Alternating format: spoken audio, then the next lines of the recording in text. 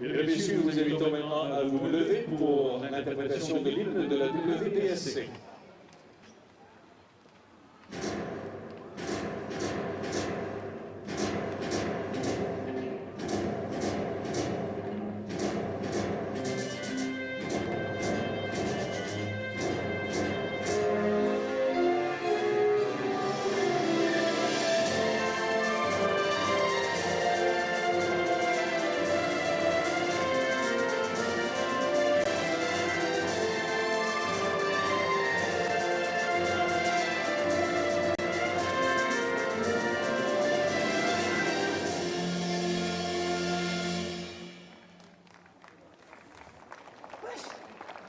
Ladies and gentlemen, welcome to Softball City in Surrey, British Columbia, Canada.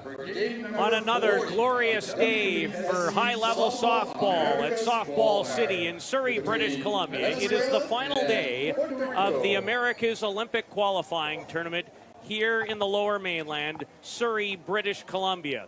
1 ticket has been punched to the Olympic Games. 2, when this event started, were available. Mexico completed a perfect tournament earlier today when they downed Cuba by a count of 7-0.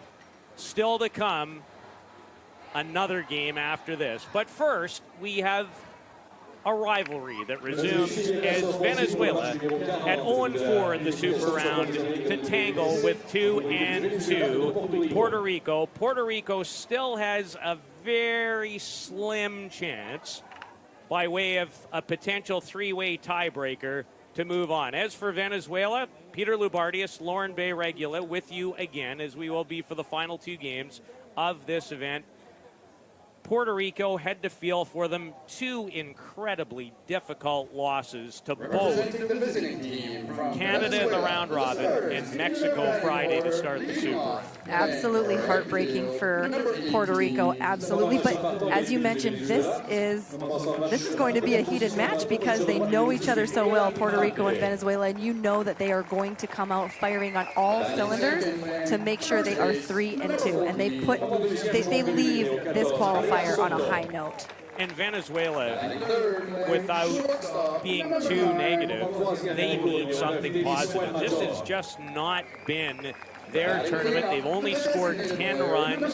7 of them came opening day in a 7-3 victory over the Dominican. There's been some blowouts that they've been involved in. They lost yesterday to Cuba despite out-hitting them in that game 9-4. This has been a country that's generally on the cusp of having a chance in this region to medal. It just hasn't gone very well as they're being introduced for the final time here in Surrey. Yeah, the chips have not fallen Venezuelans' way, and they're not used to that because, as you said, they always have an opportunity to come out and perform extremely well, especially against the really tough countries. But as we were talking about before this even started, you could be 4 for 5 and strike out your last at bat, and you're dwelling on that. And I know that these 2 teams, even if they didn't have the tournament that they wanted, they both want to come out and end on a high note so they can bring that back and start to work on the things they know they need to work on for next season. Well, for Venezuela, it's been a bit of a rough last calendar year. They finished 12th, 2-7 at the World Championships last summer in Japan. They only managed the 1 win over Peru at the Pan American Games in Peru, just coming to a completion a couple of weeks ago. And this tournament just hasn't gone well, but they've had many a quality battle in the past against Puerto Rico. As for Puerto Rico, this is an elite world power. They entered this event, the number 4 ranked team in the world, and yes, maybe a slight bit behind Canada and Mexico, but you look at the 2 games that they played against both those teams, there was very little to say separate as Carson and Gordon and company are being introduced right now. Puerto Rico 2-2 in the Super Round. A matter of fact, Lauren, in the game you broadcast, a great one to start the Super Round. Puerto Rico out-hit Mexico in the 2-0 setback here on Friday. Yeah, we've talked about Puerto Rico, we've talked about Mexico, we've talked about Canada, as those three teams have performed extremely well here for this tournament. And they have bats they can hit. And that's one thing, if they do get behind, they don't have to worry or stress because they know that they have the bats that can bring them back even. Well, Puerto Rico would require a win, and by my calculations, a Brazilian win over Canada, in which Brazil would need to score at least 3 runs. Don't ask me about the tiebreaker after that, because even that gets incredibly tricky. But lots of softball left to be played, and still something very much on the line. I know in the host country, this park should have its biggest crowd. Canada has not played. There has not been an Olympic tournament to play in since 2008. It was a heartbreaking loss for the host country yesterday at the hands of Mexico, and congratulations to Mexico. They deserve to be on their way to the Olympics, but it will not to put the old cart in front of the horse, but this place should have some atmosphere in a couple of hours. Olympic berths are hard to come by, and Canada will play Brazil in a very meaningful game. We still have one before that with something on the line for Puerto Rico, and here are the ladies and gentlemen that will work this ball game. Genevieve Gaudreau from Canada behind the plate, Q from Cuba, Juan Arteaga, and Scott McLaren, also of Canada, to man and woman the bases. Venezuela and Puerto Rico. It is time now for the national anthems of Venezuela and Puerto Rico.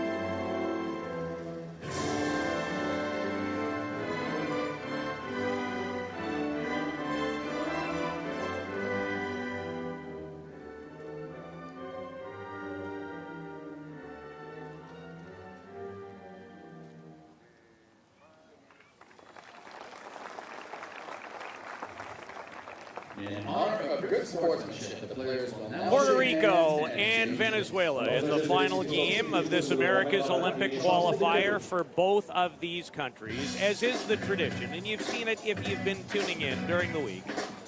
In international competition, the shaking of hands before the game. These two teams met at the Pan American Games, and the final score, well, albeit lopsided,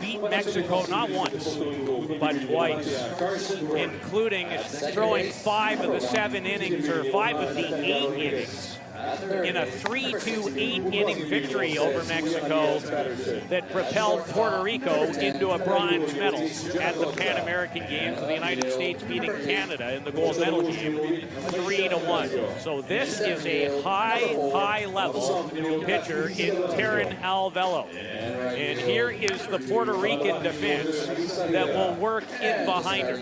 Ocasio, Durazio, and Rivera.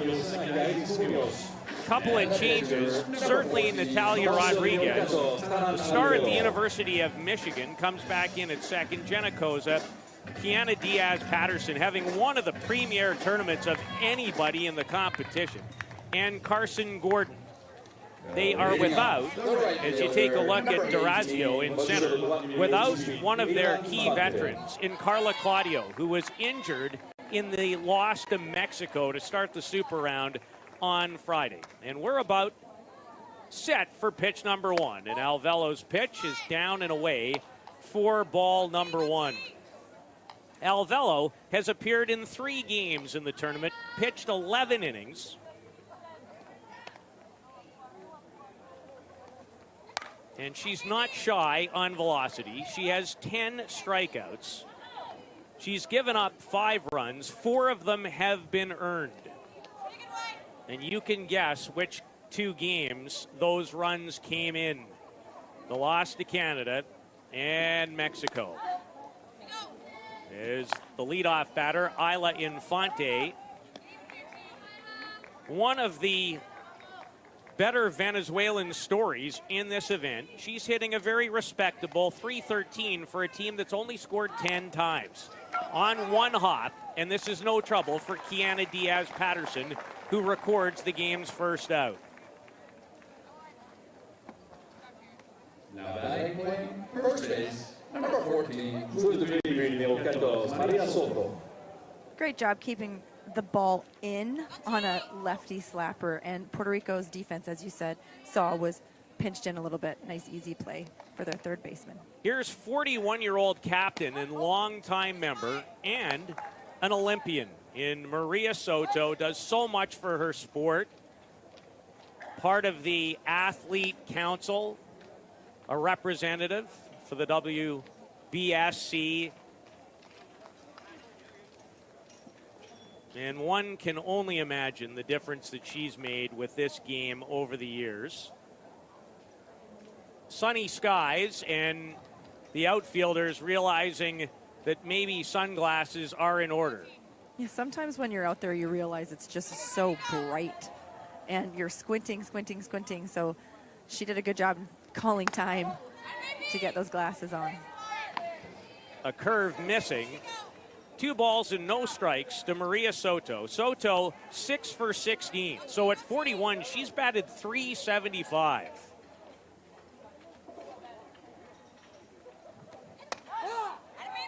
And a strike from Alvello. There are only 3 University of Washington pitchers who have recorded 300 or more strikeouts in a season. One is Danielle Laurie, pitching here for Canada.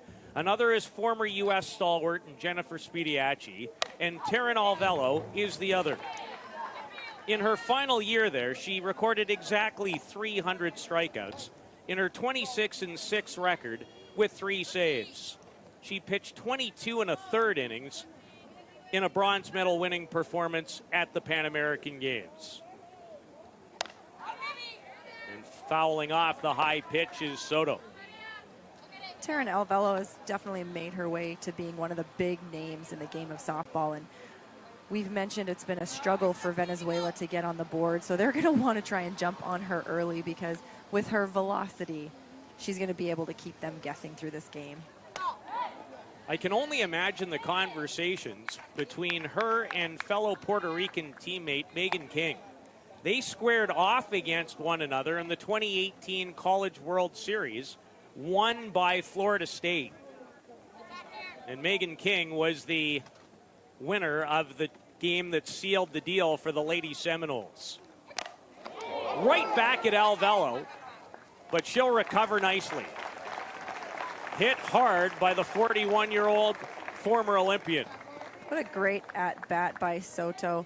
The ball was pretty much over the white part of the plate. When you have someone like Soto with so much experience and haven't seen so many balls come up, that was a great swing.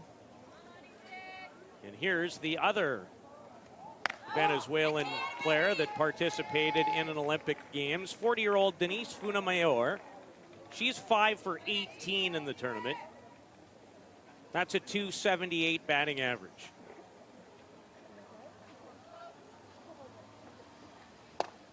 And Alvello misses down. A ball and a strike to Funamayor, who during her Olympic tournament recorded 5 hits. One of Venezuela's most important wins, I don't really want to remind you of it, came against Canada. A 2-0 victory. Both Soto and Funamayor had hits in that game. And there were not a lot of them. 2 in a 2-0 triumph over Canada. But that was a long time ago.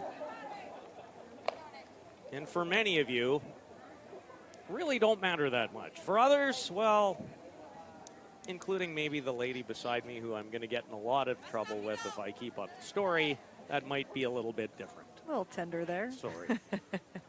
Been far too nice for me to go to that spot. It just shows what Venezuela can do, though. You can never count them out. Just like you saw Soto right there with a line drive right up the middle. You never know, and they are the team that can come out and beat those powerhouses they have in the past. Venezuela out-hit Cuba yesterday considerably, but could only score the 1 run in a 2-1 setback. So they're 0-4 as far as the Super Round standings are concerned. No matter the situation, if you are in sport, you always like to win your last game. Leave with a good feeling, and there's a good rip at the Alvello pitch, courtesy of Funamayor. Funamayor hit 188 with a home run and an RBI in a 5th place finish for Venezuela at the Pan Am Games. And she's played in far more than one. She and Soto have been a long-time staple of this Venezuelan team. Well, if you notice there, it looked like Alvello shook her off about 3 times. And she's very clear, Alvello's very clear on what she wants to throw right now, what she's feeling, because that could also be a big factor into what you want to throw right there. And that is a classic example of a pitcher taking charge. Check swing and a strikeout. First of the game for Terrenal Vela. So Venezuela goes down 1-2-3. Puerto Rico coming to bat. You're watching the America's Olympic Qualifying Tournament from Surrey, British Columbia. Reminder that there is no video.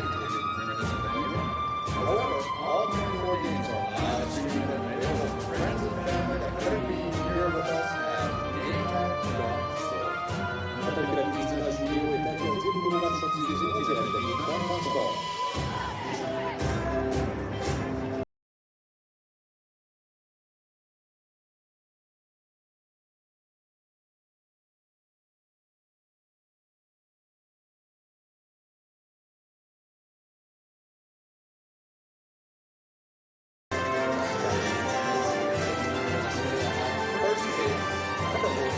Formation défensive du Venezuela, dirigée par Marian Soto.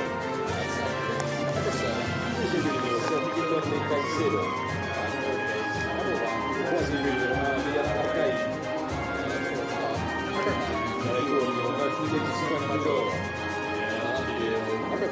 Dans la gauche, numéro 3, Alexis Barrios. Puerto Rico coming to bat Au centre, numéro 1, to face Desiree Ibarra, the 25-year-old from Riverside, California. And the Venezuelan defense will have to deal with this group. And this group is not easy to deal with. As a team, Puerto Rico has batted .326.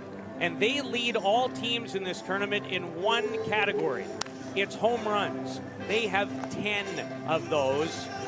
And leading the way, literally and figuratively, in a lot of categories, has been Kiana Diaz Patterson.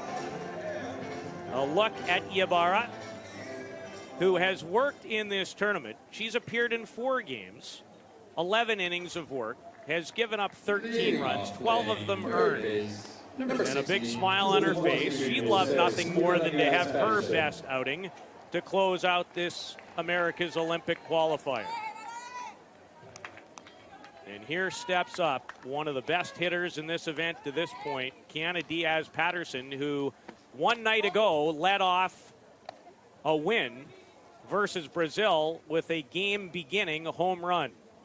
And she has 2 of them in the tournament, which is tied for the tournament lead. She takes from Ibarra.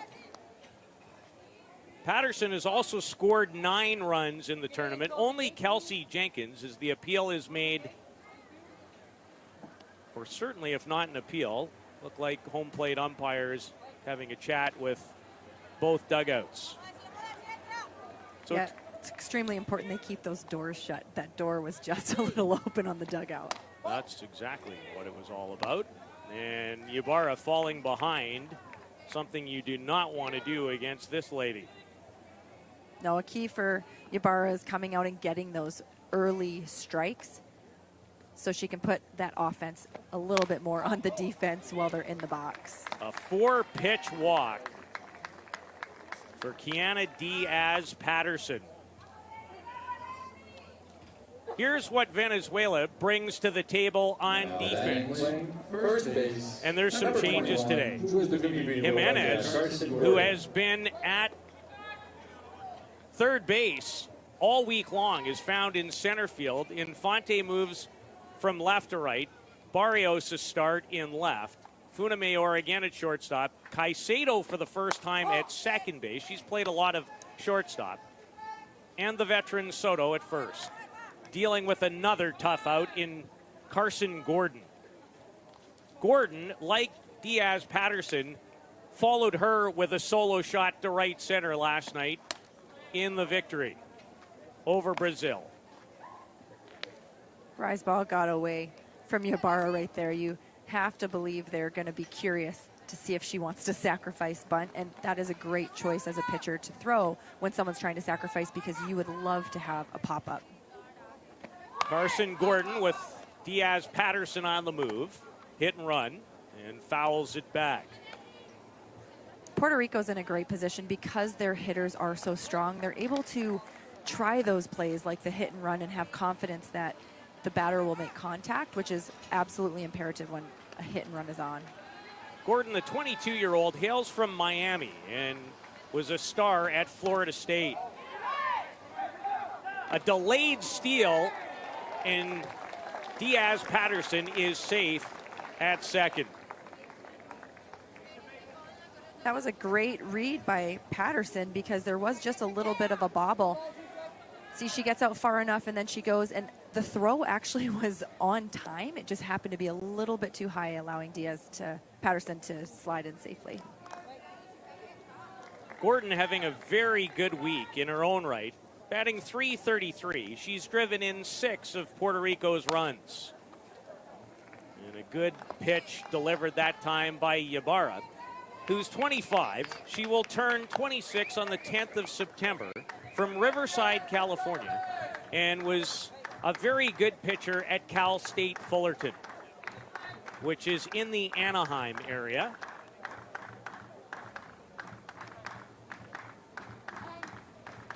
As time is asked for. So Patterson at second in scoring position for Gordon, and she stays alive.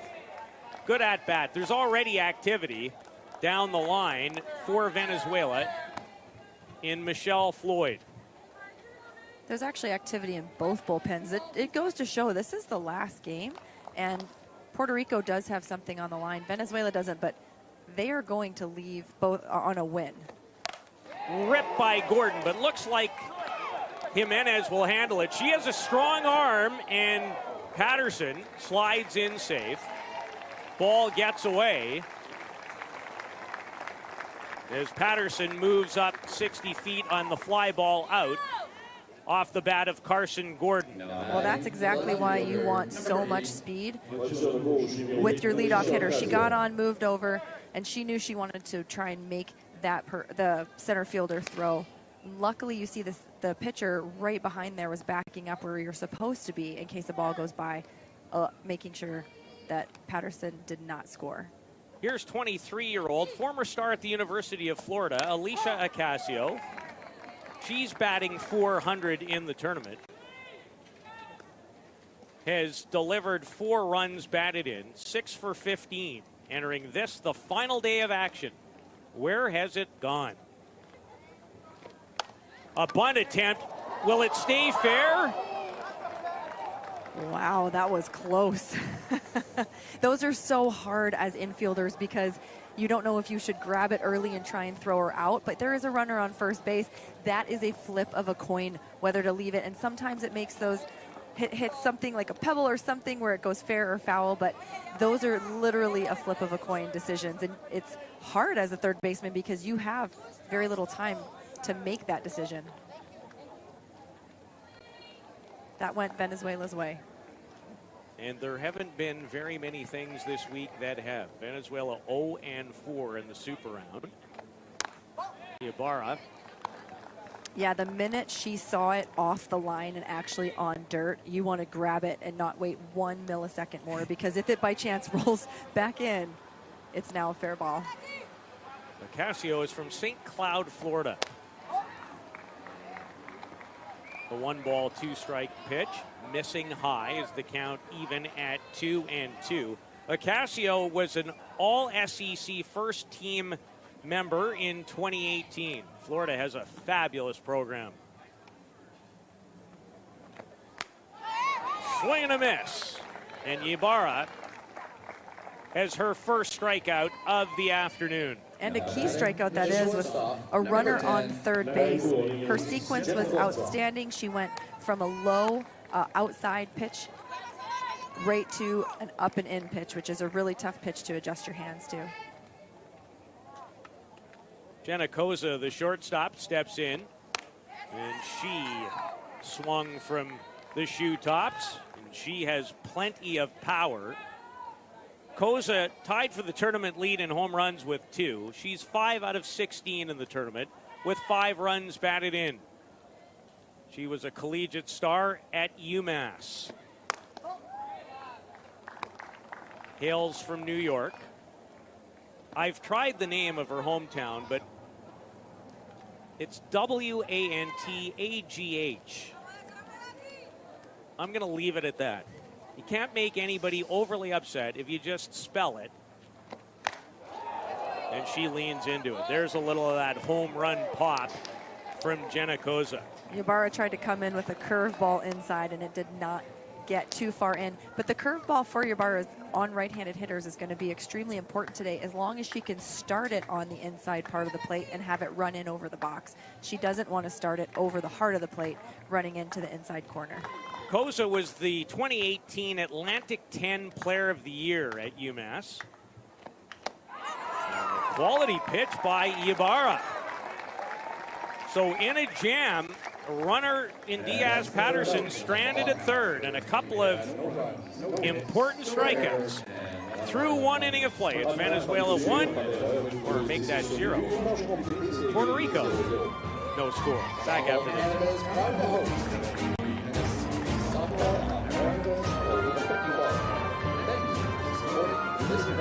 Softball Canada est créé avec la qualification à l'équipe de la zone des équipes de softball de la WBSC, ainsi que le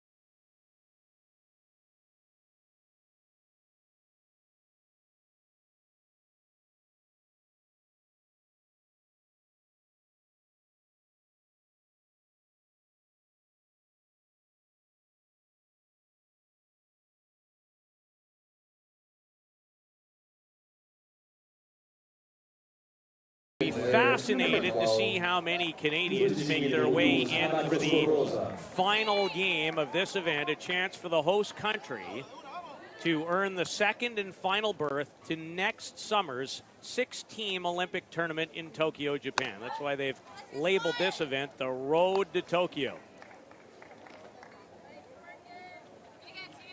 Do you have to wait a whole year to watch that 6-team tournament? Can't we bump it up to about a month and a half, 2 months from now? There has been way too much waiting in general to see well softball back in the by Olympics. you. It's been 12 long years. 2008 in Beijing, the last time softball has been part of the Olympic program. Ana Cascarosa leads it off against Taryn Alvello.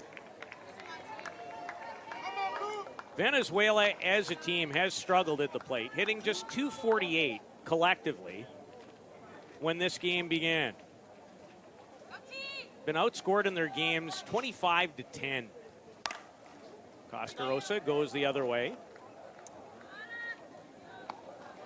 2 balls and a strike to Ana Cascarosa, who is the designated player in this game, has spent a lot of time in right field. She's 4 out of 13 so far in the event. So far, Venezuela's done a great job having Alvello throw a lot of pitches to each batter. That's going to prove extremely important for them as they go along in this game. Alvello changeup. It is ripped by Cascarosa over the head of Elisa Rivera. This might be a close player at second.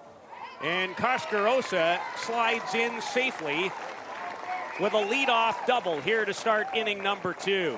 I love the idea that Alvello came with the changeup right there, since she had come with hard heat for for all of that at bat, actually. The thing about the changeup is you just want to make sure you don't elevate it, because if you do and someone keeps their hands back just enough, that's enough to put that ball into the outfield as opposed to a rollover ground ball. Cascarosa's first extra base hit and 5th overall of the tournament. She's 29 years of age. And today in center field, and she had to make a play in the bottom of the first, is Marian Jimenez.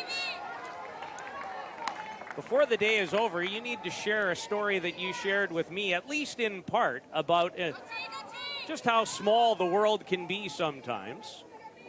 The softball world, as in any sport world, is extremely small. After playing for Team Canada from 2002 to 2008.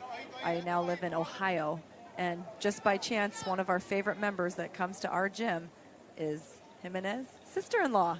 What are the chances? Akron, Ohio, a gym, that connection through the softball world.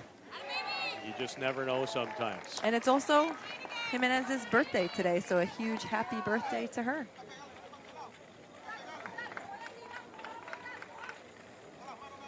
Jimenez.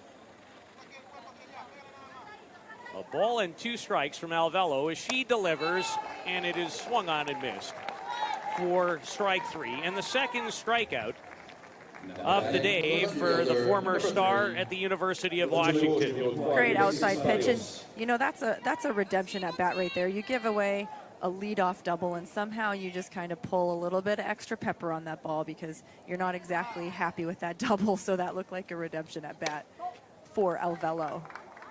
Alexis Barrios, the hitter, the 23-year-old, who had a monster home run on opening day in a 7-3 triumph over the Dominican Republic, as it did start well for Venezuela. And they had to survive just to make their way into the super round. They beat Peru in a winner advance all final game of the round robin. They scored in the bottom of the 7th to beat Peru 1-0. Just to earn the final berth out of Group B. Alvelo with plenty of movement. Yeah, that's a great looking curveball. Running a little bit wide, but she throws hard. She has that spin on that curveball. And Venezuela's out here to swing. They are swinging hard today, so she's keeping it away from the meat of the plate.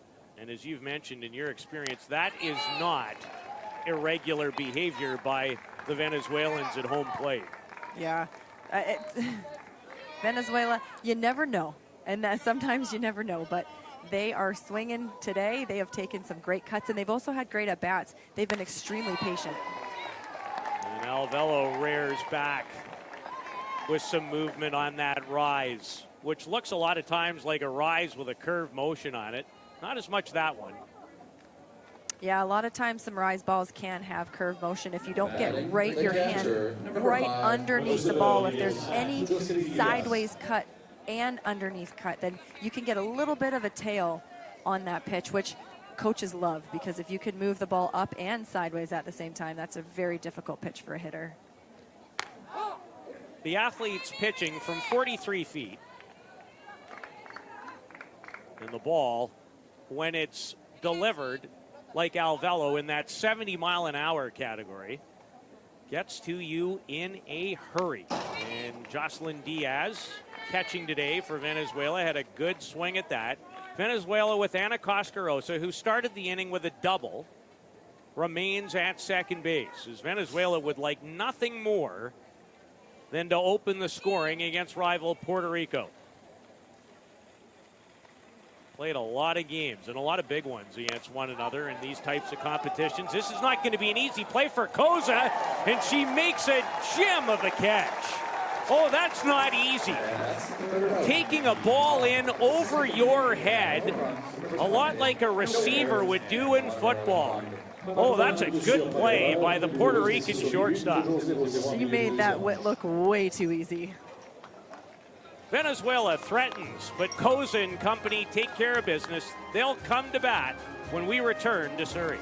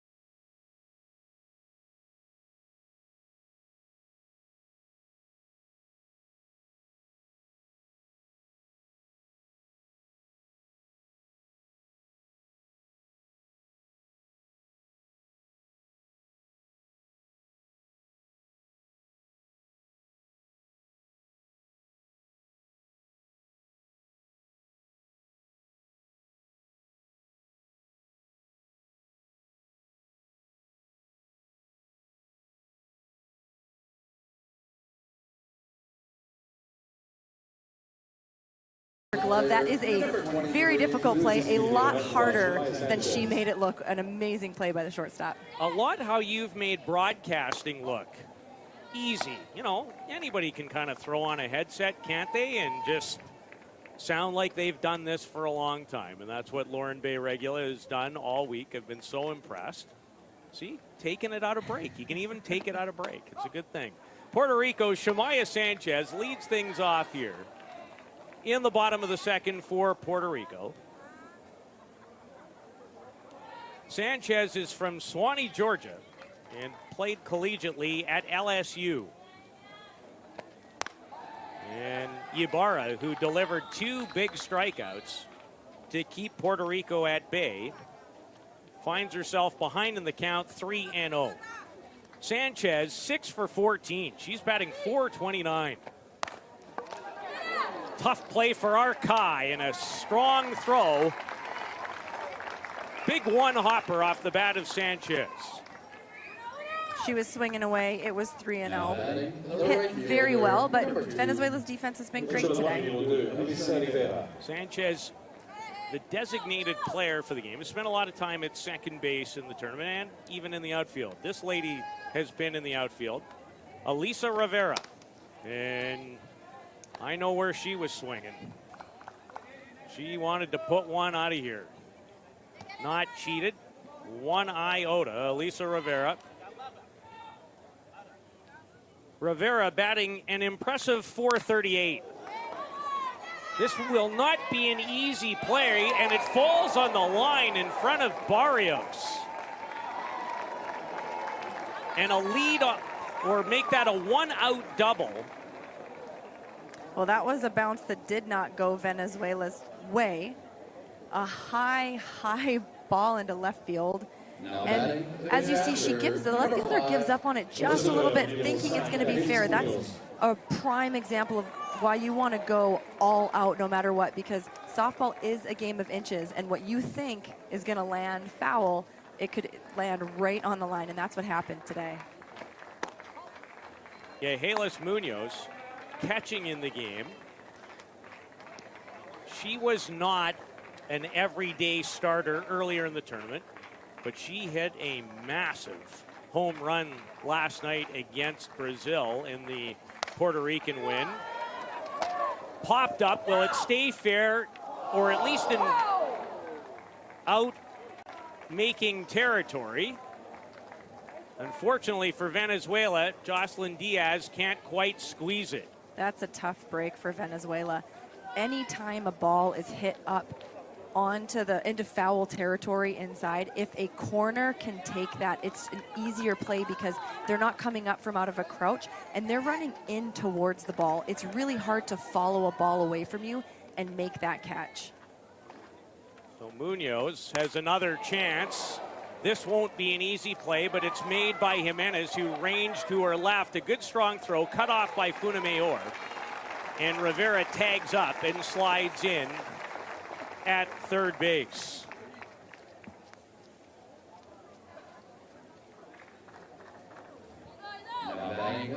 It's always hard when you're on the bases, especially when a ball is hit so hard, to know whether you should go halfway or go tag up. So as you saw right there, she went halfway, or maybe quarter of the way, knowing that she was close enough to the bag that if they did catch it, she was able to get back and tag up. Natalia Rodriguez, the batter. Rodriguez, so far in the tournament, is 1 out of 8.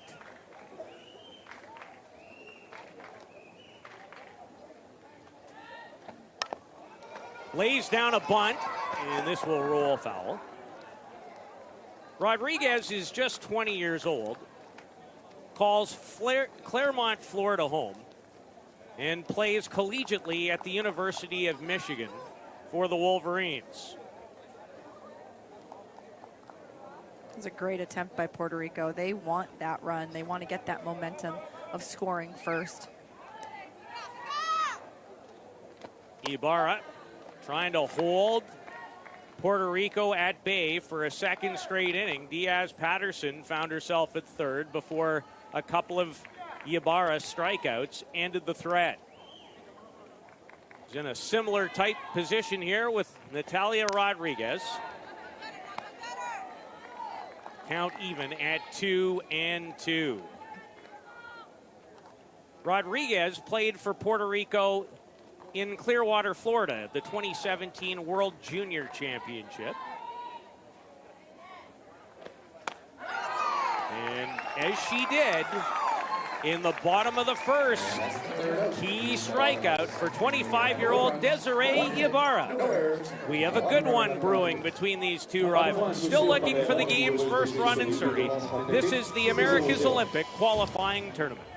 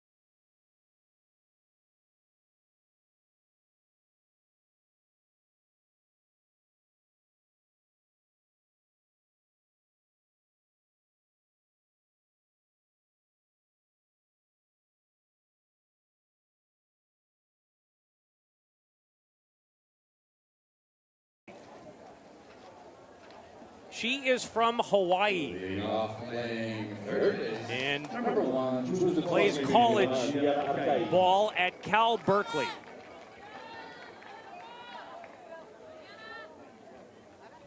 And she throws with plenty of velocity, despite the fact that she's not, stature-wise, one of the larger pitchers. Well, it's not uncommon at this point in the tournament, after playing the entire tournament and having your main pitchers go all the time, to see a pitching change this early. There's only, so much energy you have as a pitcher. And I know Alvelo has pitched the really big games for Puerto Rico, so this isn't surprising at all to see a pitching change. Arkai leads it off. Her first at-bat, playing at third base for the first time. At least a start today. Facing Sienna Dung. And that is lifted back over the protective screen and up into the booth area. It even surprised the fine gentleman here who's done an amazing job all week playing the music. I think he's been one of the stars of the event. He's got a great feel for the tunes here. Big fan. Dung's pitch is in the dirt. A ball and 2 strikes. Dung actually started at Fresno State, played there for a couple of years before transferring to the University of California at Berkeley. Well, I know we've talked a lot about the NCAAs and places for athletes and softball players to go to get better, and that's just an example of 2 very strong programs and how much great coaching there is out there, and the advantage that softball players have internationally and home in the U.S. where the NCAA is, to hone their skills and to get better. This young lady leads Puerto Rico in strikeouts. She has 15, and she hasn't walked anyone during her time here, and there's a pretty good change of pace from Sienna Dung, who starts things off in a very positive manner. Great off-speed, great changeup by Dung, and she's going to use that, and that was such a pretty pitch, and for her to throw that on that count is such a pretty pitch. I hope we see that as we go along. Pitched at both the Pan American Games in Lima and at the World Championships last summer in Japan. Where's number 99? which in these parts, anytime someone comes to a sporting facility wearing number 99, if you are Canadian, and if you're not, and we have so many people tuning in from many parts of the region, that was a hockey number in this hockey-crazed nation worn by arguably one of, if not the greatest player ever, Wayne Gretzky. In Canada, that number is pretty much, regardless of the sport, it's off the map. You have to be some type of athlete to be able to put that on your back. But in Hawaii, last time I checked, not a lot of hockey in Hawaii or Puerto Rico. But I know this, Sienna Dung's a good pitcher. And she can field her position too, as just evidenced as Infante, or make that Kimberly Caicedo grounds out. Yeah, we often call the pitcher the third corner. You want to make sure you're able to defend your position because a lot of balls do come right back at you. And there is a fine line between going for it and knowing you can get it and going for it and tipping it so it puts your defense behind you off balance. And so if you know you can get it, you need to be able to field your position just like she did perfectly there. Dung making her 4th appearance. Her record is 2-0, and she has not given up a run. Puerto Rico has not given up a lot of runs, period. They've only given up 5 in the event. Change up Infante, and Infante will beat Carson Gordon back to the bag for an infield hit. Put it in the perfect spot. Exactly. Did Isla Infante. Exactly. I was thinking the same thing. When you have speed, if you can split the first baseman and second baseman, it is going to take that first baseman off the bag. But the second baseman thinks they're going to try and go get the ball too, so there's going to be no one covering first. It was a perfect placement for someone with speed. Here's Maria Soto. Not only did she participate in the Olympics, she carried her country's flag into the games. I think that goes to show, we've talked about how much respect she has from her teammates, but that goes to show how much respect she has from the entire Venezuelan Olympic Committee. And still involved on the WBSC board, representing athletes. This individual is a leader, and it literally took watching her, in my estimation, for about 7 minutes to understand who is in control of this ship. Good inside pitch with plenty on it from Sienna Dung. The second Puerto Rican pitcher to work in the game. Alvelo started. And Soto's receiving a warning from the Canadian home plate umpire, Genevieve Gaudreau.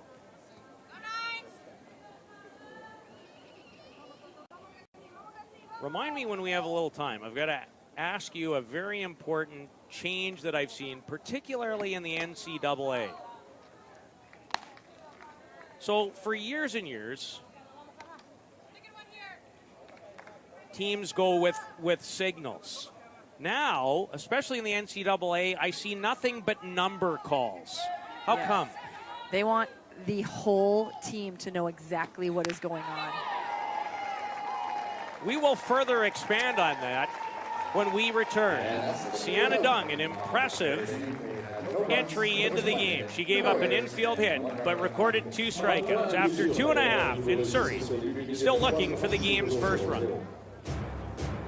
WBSC Softball America's Olympic Qualifier. Brought to you by Tim Hortons, Canada's favorite coffee and proud supporter of the WBSC Softball America's Qualifier. Félicitations à l'équipe de softball de la WBSC. Vous êtes présenté par Puerto, des Canadiens, qui est partenaire de l'événement.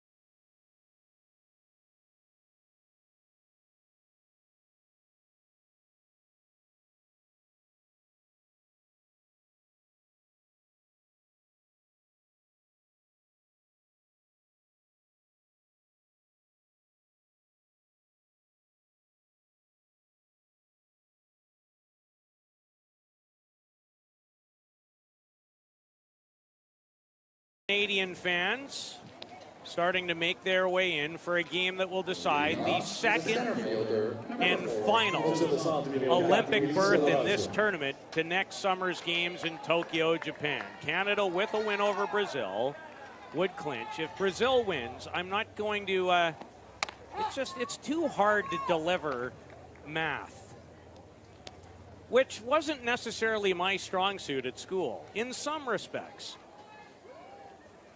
It was okay until you got to those word problems. The numbers, those are okay. This is a quality bunt by Durazio, and she beats it out safely. Good bunt by the Puerto Rican center fielder. Great bunt, great spot. We've seen a lot of lefty pitchers on the mound, and when a ball comes straight back at a lefty pitcher and it's a little bit slower, she loses sight of first base. She has to turn all the way around, which adds time and gives the runner a little bit more time to get down to first base and be safe.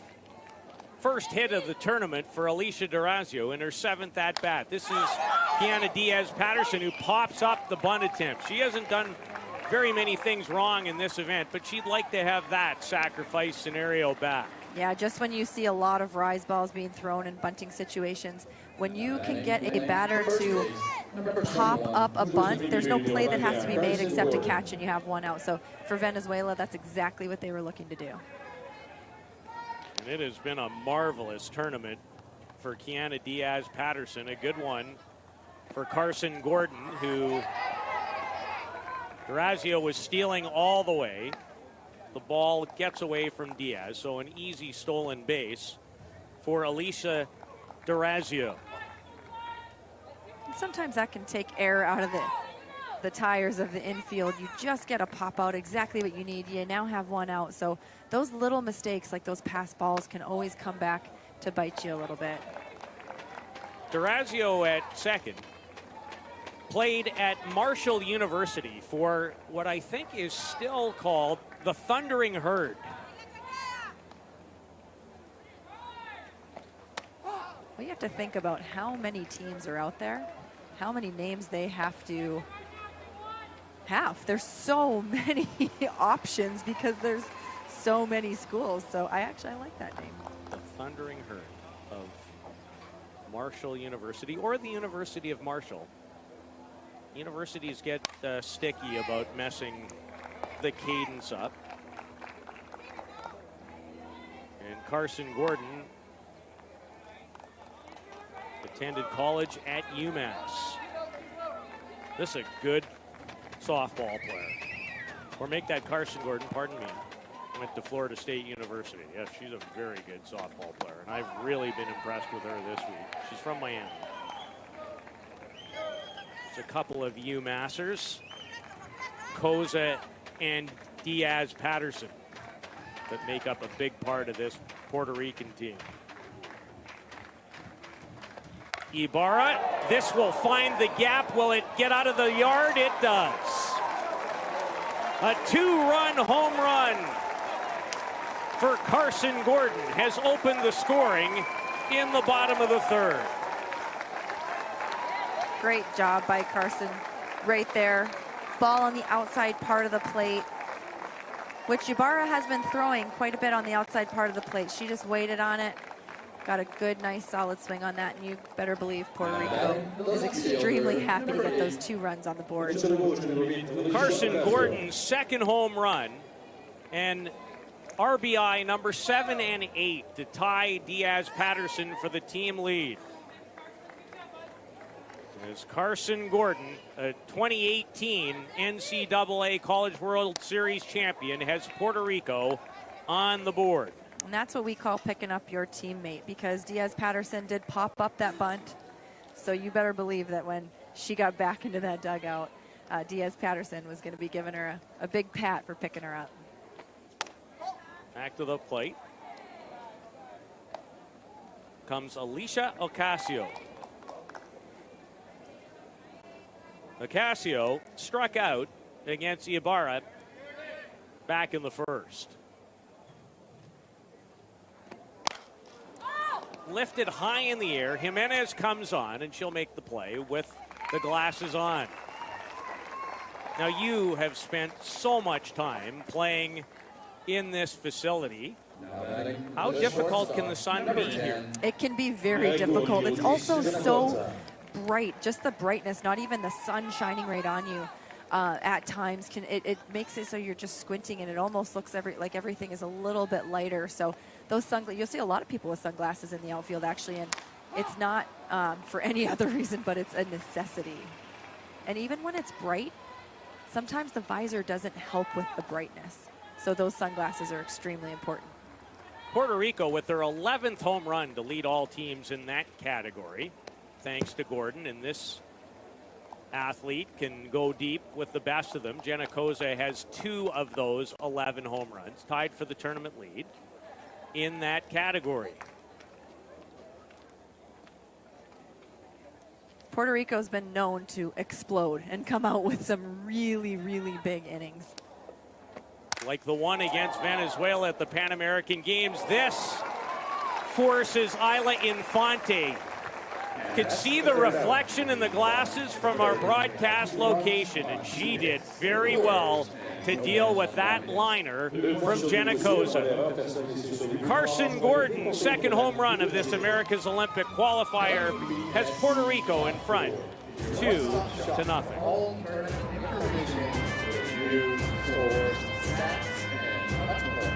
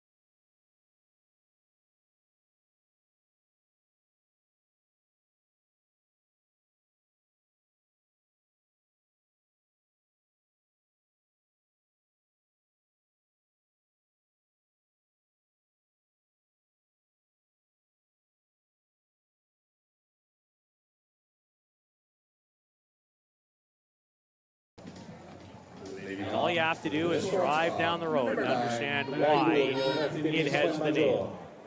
It is a special place for this sport.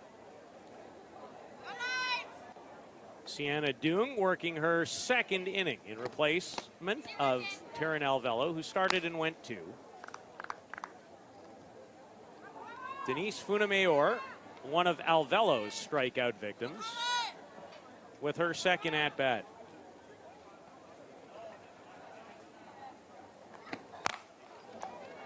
And is this the first hit of the day for Funamayor? Yes, it is. As she bloops it.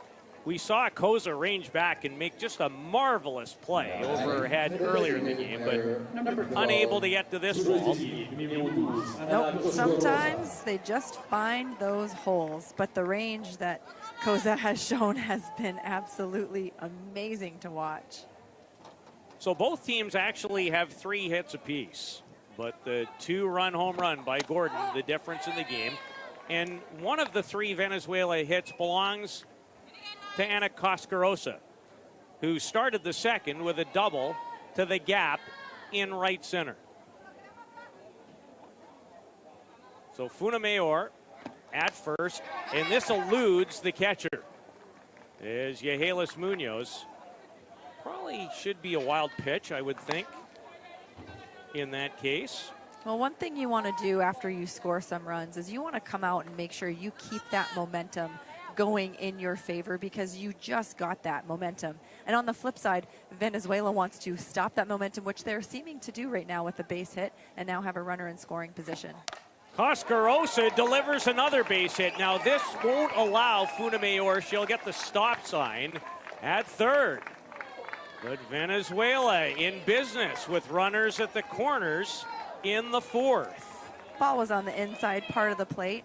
And again, it wasn't hit right on the barrel, but a great strong swing right through the zone. Ball was up just enough to make sure that it stayed elevated into a line drive, and she did exactly what she was supposed to do. And you better believe Venezuela is hoping to come out and push that run across. a visit from the Puerto Rican pitching coach. As Dung, in her second inning of work, has given up back-to-back hits to Funamayor and Coscarosa, who's 2 for 2 on the day with a double. About to face center fielder Marian Jimenez. And Jimenez has a 3-run home run in this tournament. Opening day 1 week ago against the Dominican. So she could change the face of the game in a hurry. But pops this up, and this is absolutely no trouble for the shortstop Koza. Runners on first and third. That is an ideal situation for the defense. It's a short pop-up, so they don't have to worry about a ball being hit on the ground. A perfect situation for Puerto Rico, and now we have one down, which is a huge out for them right now. And this has been the nemesis for Venezuela, their inability to cash in runners on base. Dung comes inside against Alexis Barrios. She has supplied one of Venezuela's home runs. It also came in the win over the Dominican on opening day. Runners at the corners and one out. A 2-0 Puerto Rico advantage.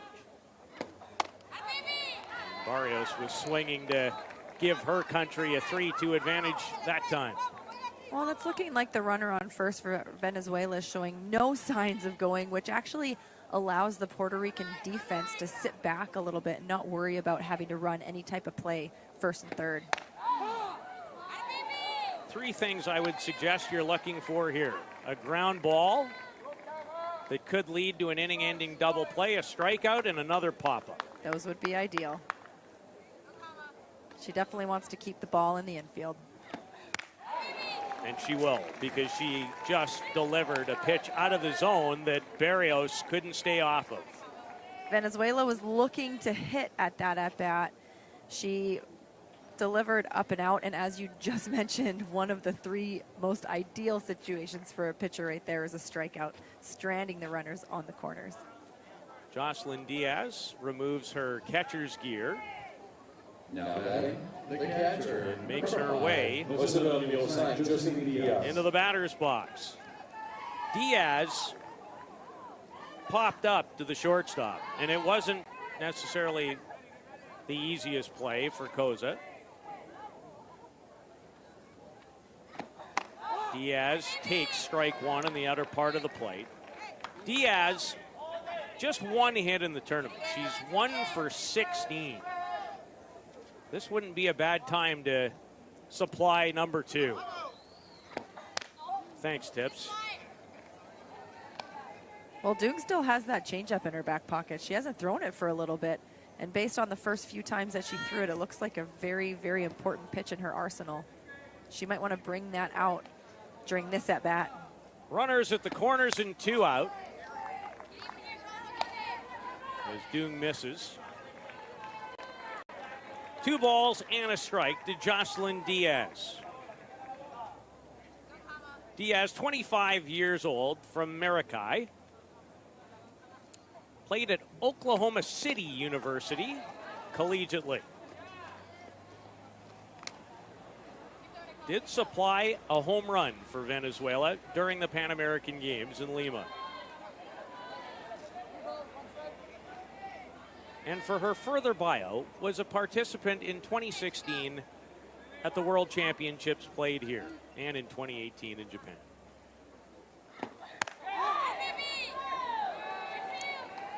Terrific pitch.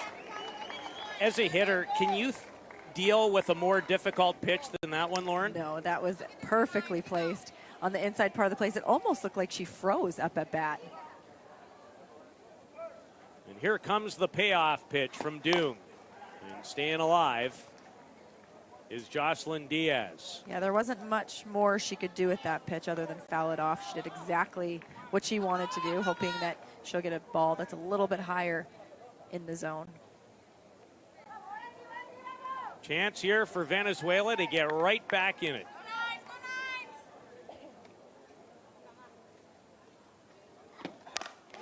Off the knee and and they will get back in it.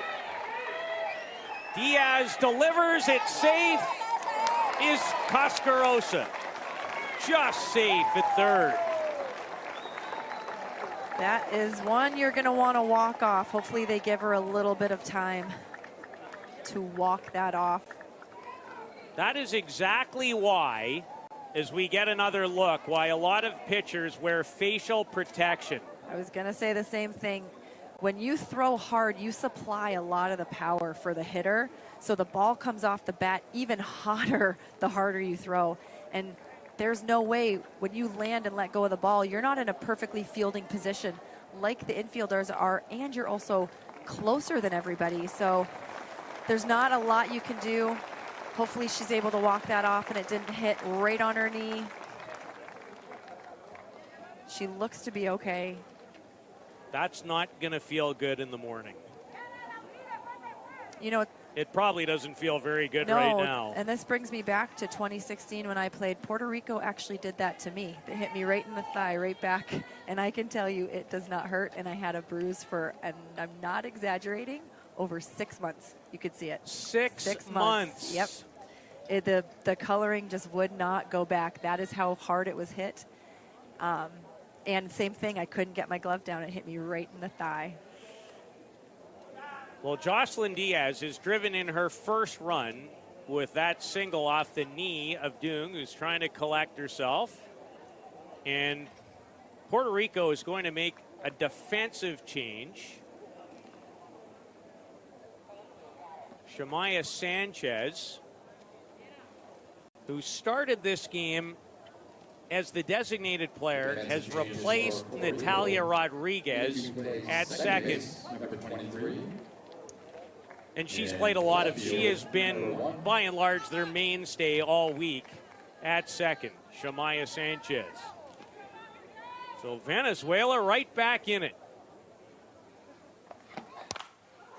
Off the bat of Arcai to end it.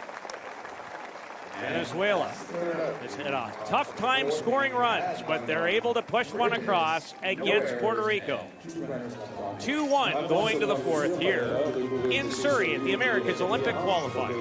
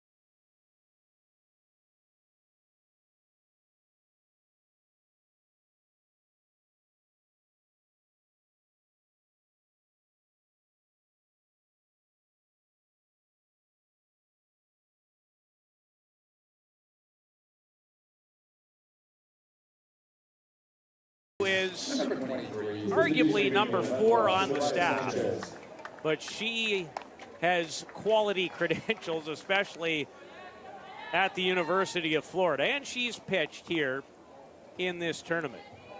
So maybe with what occurred to Sienna Dung, with that hot shot by Diaz off the knee that led directly to the Venezuelan run, maybe her day in the circle is over. Hit high, and this will stay in the park. Looked like the wind may have held that up a little bit. That had a better sound off the bat than I didn't think Barrios would be that far away from home when it left the bat. That was a great job by the left fielder. As it was kind of tailing away from her, she was able to stick with it. So Sanchez obviously off the end of the bat.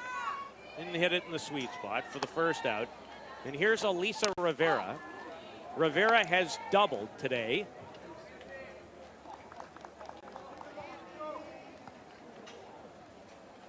Yeah, the one thing on Puerto Rico's minds right now is getting that run back. Every time you give up a run, you always come back in, and talking about getting that run back is going to be the top of their mind right now.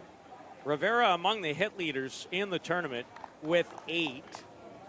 She is the leader in doubles, tied for the lead in doubles with 4. Canada have been the doubles champions in this event, led by Kelsey Jenkins. Canada and Brazil to follow for a trip to the Olympic Games. They don't get any bigger until next summer. No, this is exciting, and I know it's the next game to come, but it's such an exciting game since it is Canada's home turf.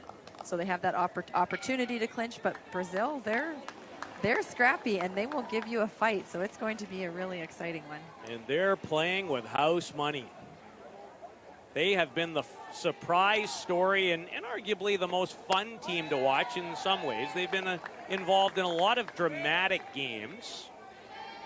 And they're arguably their biggest win, not to take anything away from their 9-inning adventure against Cuba on Friday that they won 6-5. But I think what really propelled them was the 2-1 win over Venezuela in the round robin on Tuesday. That had to do so much, Lauren, I would think, for their confidence. Absolutely, and momentum, and just knowing that they came to play. They beat a team that traditionally they may not have beaten in the past, and at an Olympic qualifier at that. That gave them a lot of momentum. They had a great run here at the qualifier. Rivera jumps all over that offering. And talking about her being someone who's delivered doubles, another one. Second of the day, 5th of the tournament for the star at the University of Auburn. Ball just stays on the inside part of the plate. Can't put a better swing on that. Great job, and as soon as it went by the right fielder, she knew she was able to kind of walk in safely to second base. Not to take anything away from Elisa Rivera, the first double wasn't like that. It actually had a chance to be caught. It was a double and should have been scored a double, but wasn't exactly a wonderful attempt in left. No, she definitely got her true double right there. Yahalis Munoz, the catcher. This Puerto Rican team has power. There's a lot of pop through the lineup. Thus, the 11 home runs that they have delivered to lead the tournament. Yeah, we've talked a lot about depth through the top 3 teams anyways, Puerto Rico being one of those, and they just have so much depth. This is high. Jimenez in center. Tracks it down. Rivera threatens, tags, but is held. And a good throw by Rivera. We've seen how well she throws the ball the majority of the week from third base, because before today, that's where you've been able to find her. That's a great spot for a third baseman in center field when you know you have someone out there that can gun someone down if they're trying to run from second to third or home, from third to home. And Rivera can scoot. Well, and one of the most important things, and we tell players that are coming up and they love softball, play as many positions as you can. And so she was playing third base all tournament, and now she's in center field, but you become a much more valuable asset to coaches. And on top of that, you learn the game when you play other positions. You learn the strategy and where you're supposed to be and why. And it just really helps. It helps you become a ball player as opposed to just a third baseman or just a positional player. A pinch hitter on the way for Natalia Rodriguez, who was earlier replaced at second by Shemaya Sanchez. This is Adriana Otero.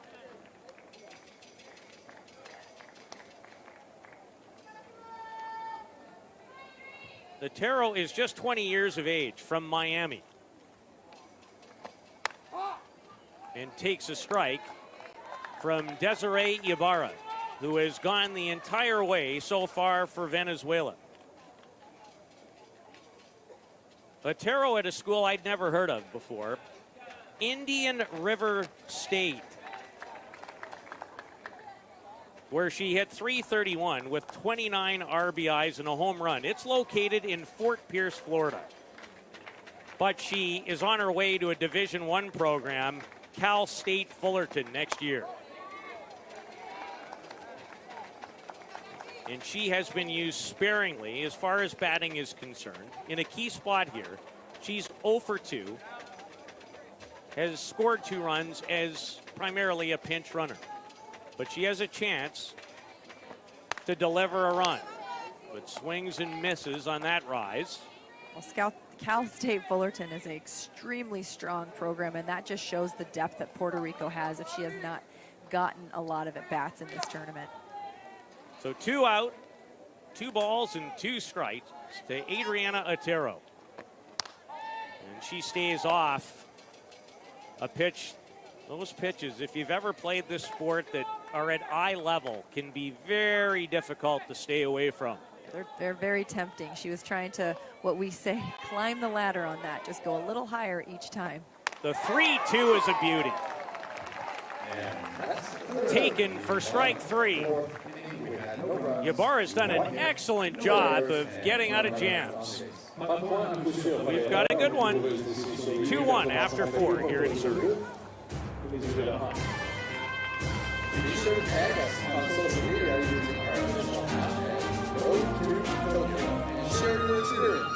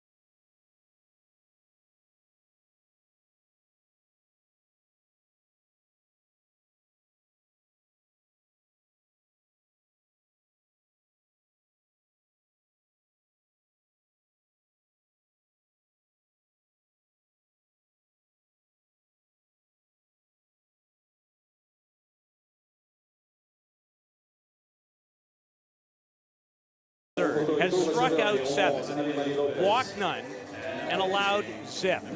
No runs, no hits. They used her in games against some of the, and I'm not trying to be negative, but, you know, some of the lesser ranked teams. Well, that just shows how strong their pitching staff is. Ocasio's first pitch is a strike to the young shortstop, Kimberly Caicedo, who today shifted over to play at second base.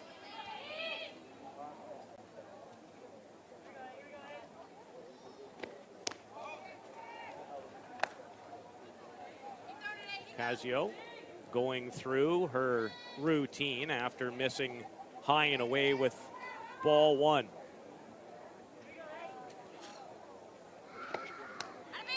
Caicedo swings and misses at that changeup. And Ocasio ahead, a ball and 2 strikes on Caicedo. Caicedo 1 for 6 after grounding back to the pitcher. And she swings and misses as Ocasio enters the game and records her 8th strikeout of the tournament. Great job. It looked like she took a little bit off that, and also had a downspin. Great job. Casio, you find her in the number 3 spot in the order. So this is an athlete extraordinaire. She can do it all. Well, and one thing, we've talked about this before, a lot of these players played in college, and for a pitcher, for example, it's a little hard to go from the college game to the international game because there are changes. Your feet can be in different positions, you have a clock, you have to have a 2-second pause. Ayla Infante grounds right back to Ocasio. But I noticed she's been really short on her pause because you never had to have that in college, and pitching is a lot of routine, and so she's going to have to be careful that she gets that full 2-second pause, otherwise it'll be a ball. Peter Loubardias joined in the broadcast booth by former National Team of Canada standout Lauren Bay-Regula.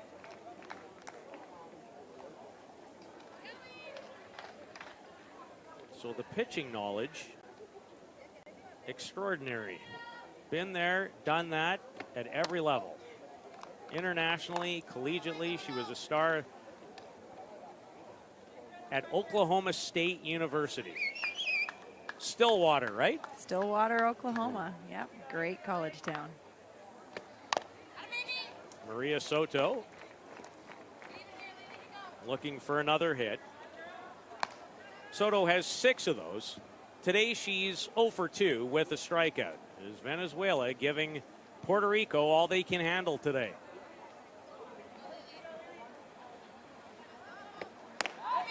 Ocasio just missed. She wanted that. You could tell the body language said, I thought that was maybe a strike. And she falls behind 3-1 in the count to Soto. Well, it does take the first inning to kind of get to know the umpire zones. So a lot of times you'll see pitchers look in and kind of wonder, was that low, was that outside? And once you hit about the second inning, you can kind of gauge as a pitcher, you know, the umpire's sweet spot. So you'll see a lot of the curiosity coming from the pitcher.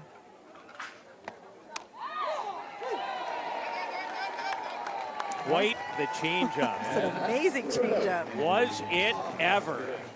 Soto's seen all that you could see in the sport. That looked like it even baffled her. What a drop at the end of it. Still 2-1 Puerto Rico.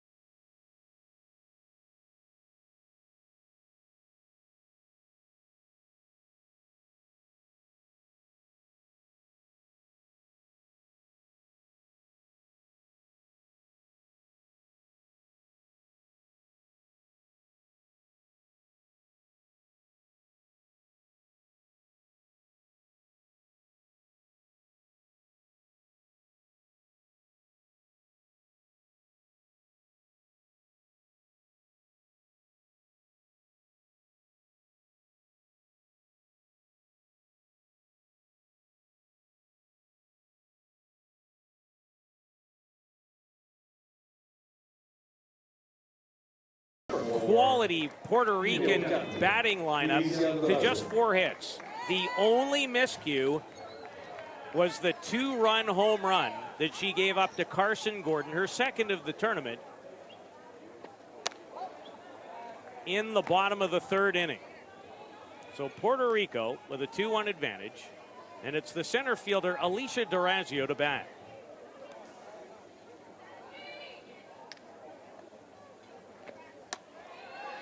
Well out of the zone. 2 balls and no strikes to the 22-year-old from Claremont, Florida. Participated in both the 2018 and 2016 World Championships. Here in Surrey in 2016. Good tournament. She batted .355. Checked her swing, but not quite the way that she wanted to. Yeah, you see activity in both bullpens actually right now. And Ibarra's going to want to try and get those first pitch strikes in here because she's about to come to the top of the lineup and she's going to want to make sure that she has command in the circle. Durazio slaps at it. Ibarra. Pitchers aren't always the greatest at coming straight over the top after fielding the ball, but Ibarra made it look easy. Yeah, we talk about lefties in the circle, and that is one of the few that are in our favor, pulling you enough that you're already turning around, and gave her enough time to set her feet and actually make that throw to first base.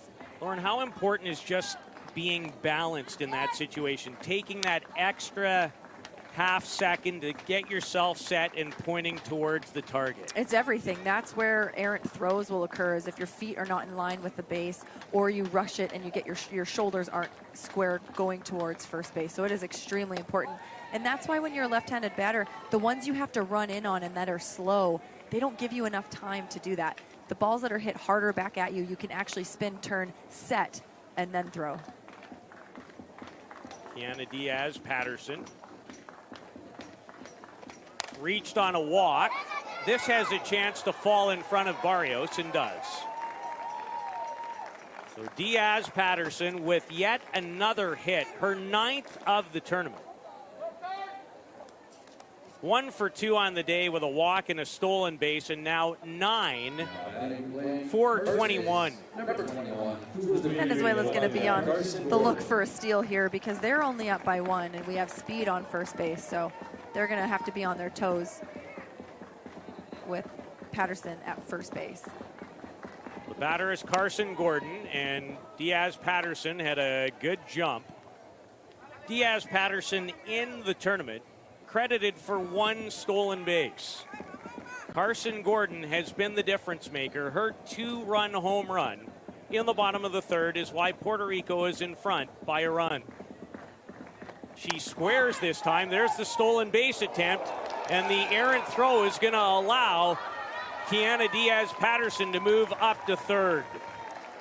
You know, we always say in softball, speed kills. You can't defend against speed if it's so difficult. And she got the throw off down to second base, but because she is so quick, and the bat was in the catcher's eyes because there was a bunt attempt, it just created a little bit of a mess for Venezuela.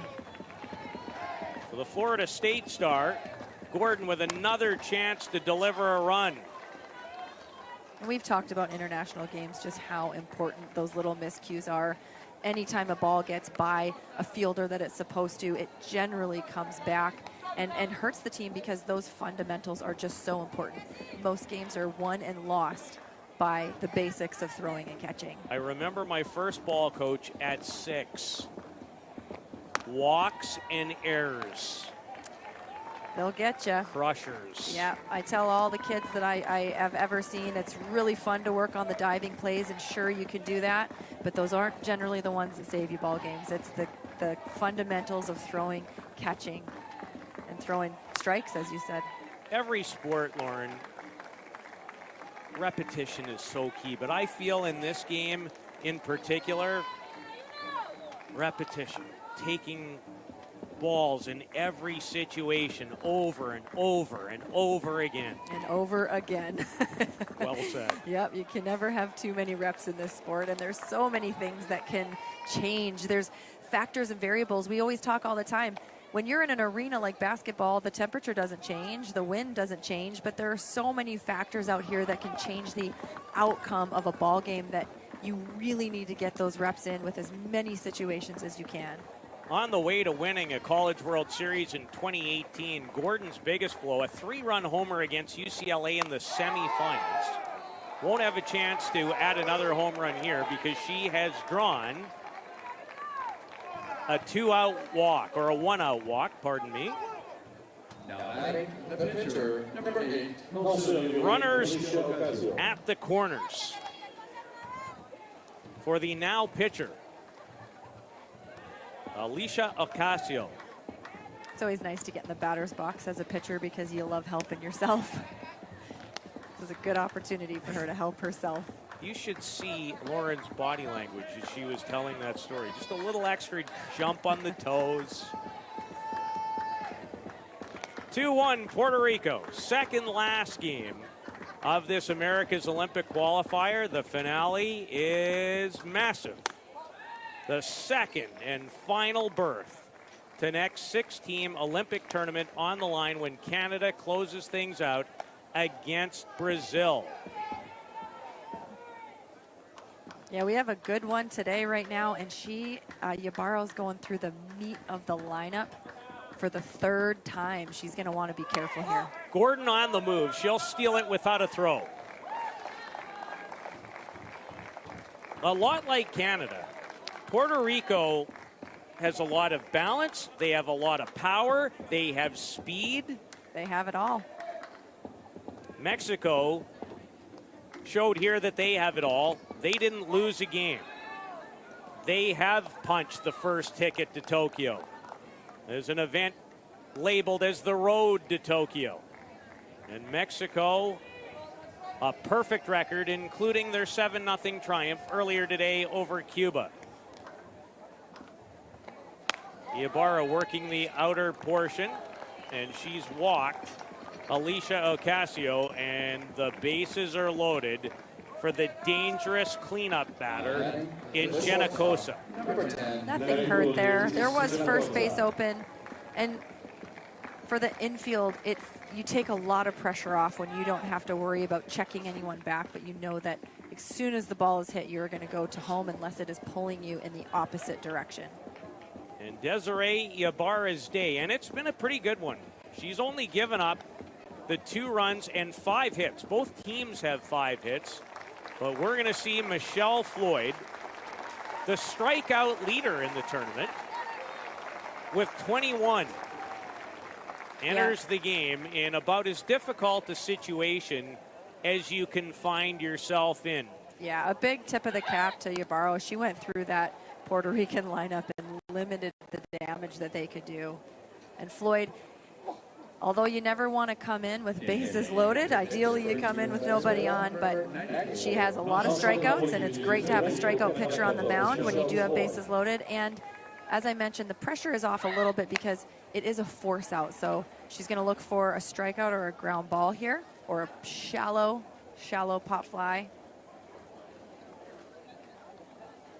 Surprised me a little bit today in preparation. Now, she's pitched a lot, Floyd. Don't feel like the 24-year-old from San Marino, California is overly, I'm looking for the right adjective. She won't blow you away like some of the other pitchers in this event. She throws extremely hard, and I think a key for her, she could blow you away. It's mixing the sides. Sometimes she goes to the same spot maybe one too many times, and with a team like Puerto Rico or the other teams that they played like Canada and Mexico, those hitters are too good. But if she moves the ball from the inside to the outside part of the plate, she is someone to be reckoned with for sure.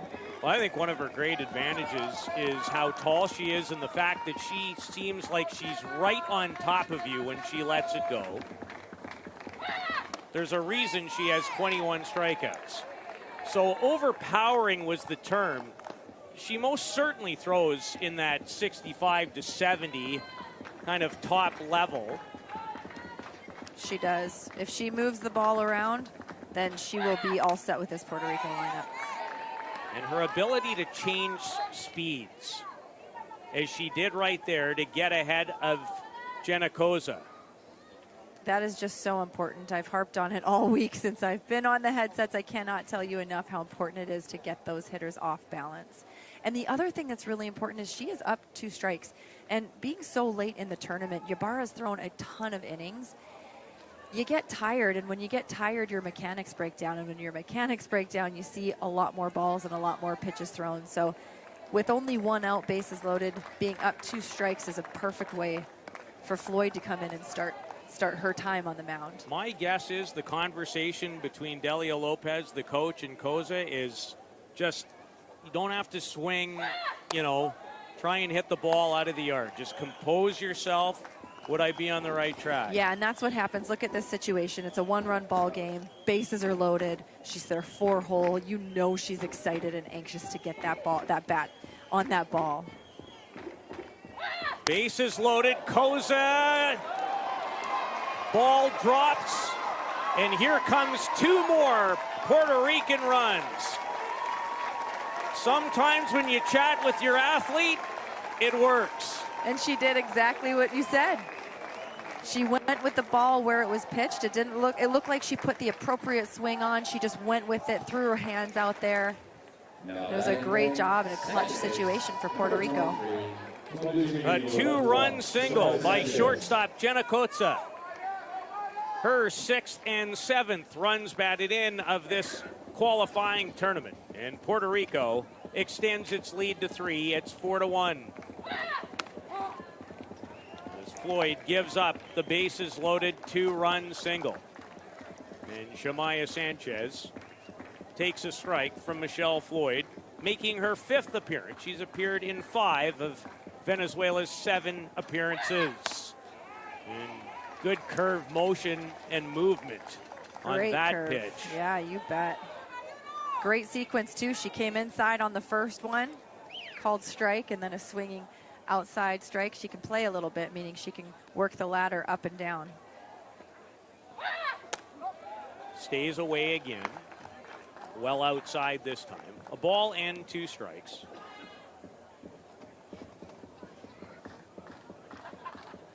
Shamaya Sanchez in an opportunity to add to the Puerto Rico lead.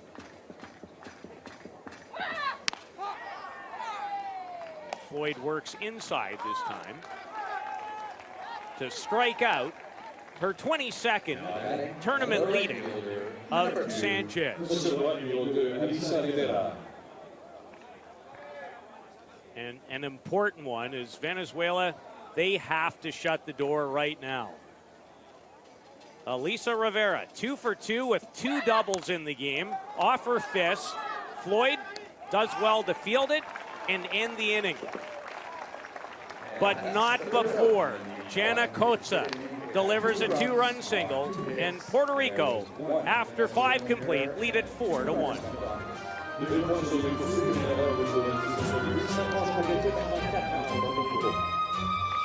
Softball Canada is proud to host the WBSC Softball America's Qualifier. Thank you for supporting this event.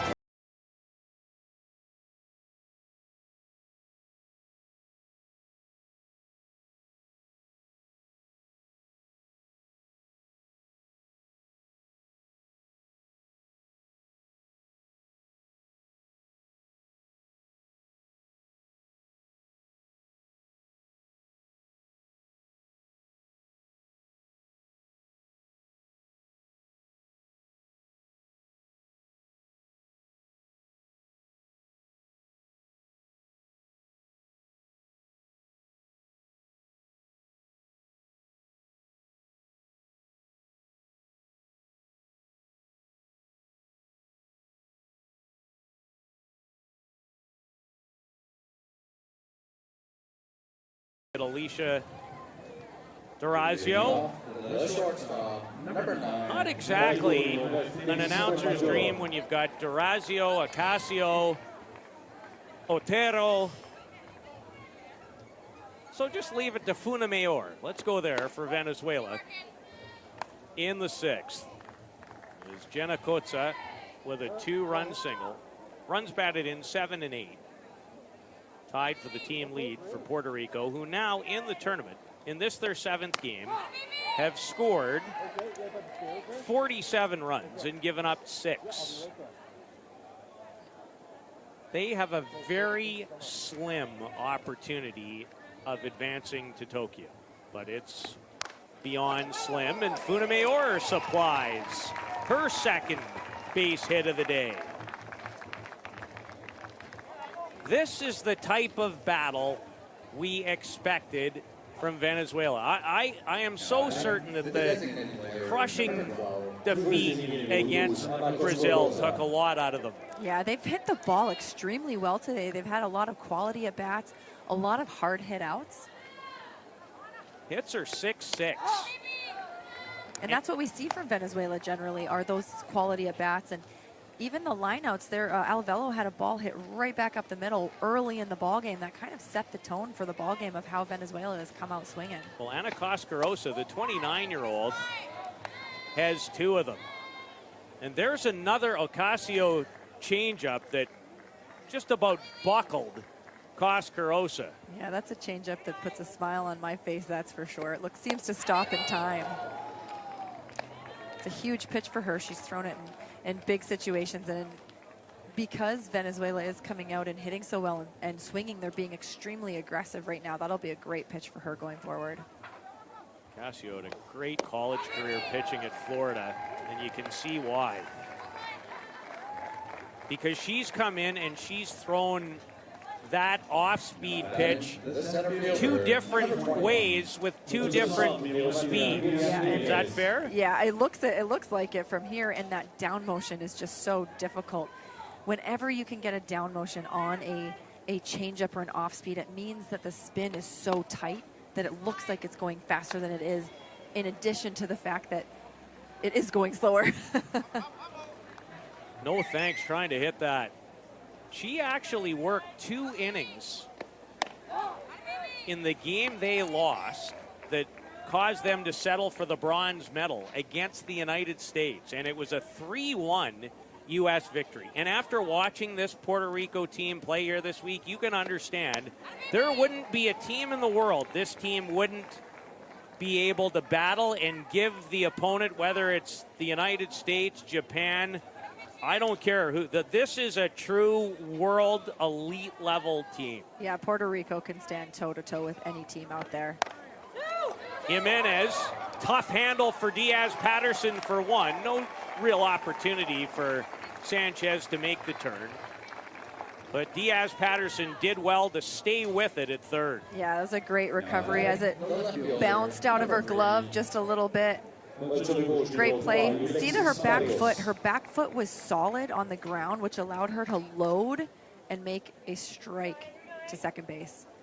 Ocasio, the 3rd pitcher to work on the day for Puerto Rico. We've already seen Alvelo that started, went 2. And Sienna Doon participated in the game, and she took a laser to the knee off the bat of Joseline Diaz. As a matter of fact, it supplied Venezuela's only run in the 4th, and she made her way through the 4th, but had to wonder, does adrenaline in those situations just kind of help you get through it? Absolutely. Absolutely. It's the only thing that helps you get through it. Well, Ocasio has been very sharp since coming in. 2 more strikeouts, and it is Puerto Rico leading by 3. It's 4-1 as we head to the bottom of the 6th.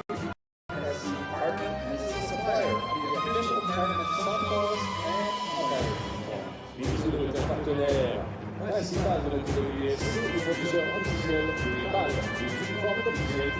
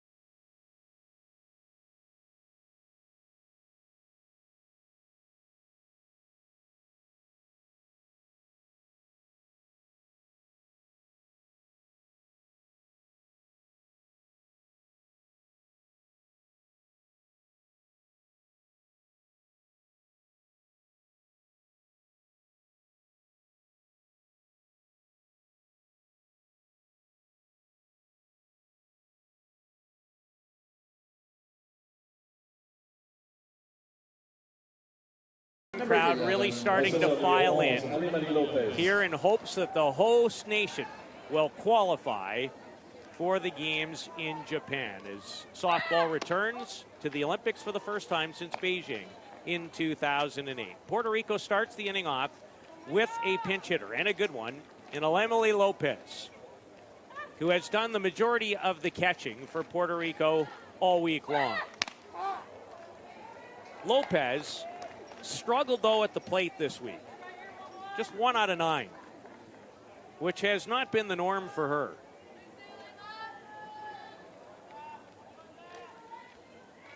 Puerto Rico, 2-run home run from Carson Gordon in the 3rd, and a 2-run single off the bat of Jenna Kotza in the 5th.